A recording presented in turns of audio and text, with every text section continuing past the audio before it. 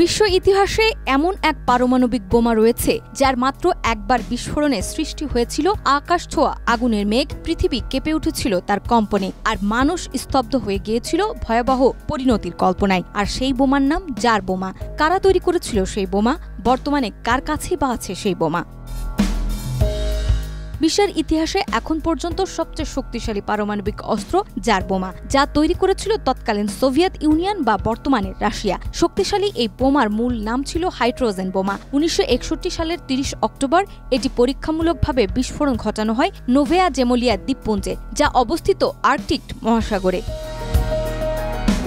Jar বোমার বিস্ফোরণ শক্তি ছিল 50 মেগাটন TNT, যা হিরোশিমার পারমাণবিক বোমার চেয়েও 3300 গুণ বেশি ধ্বংসাত্মক। বিস্ফোরণে যে আগুনের মেঘ উঠেছিল তার উচ্চতা ছিল 160 কিলোমিটার। এটি উচ্চতায় উঁচু ছিল যে মহাকাশ থেকেও দেখা গিয়েছিল। বিস্ফোরণের আলো 1000 কিলোমিটার দূর থেকেও দৃশ্যমান ছিল। এমনকি শক ওয়েভ পৃথিবীকে 3 বার ঘুরে ফিরে এসেছিল।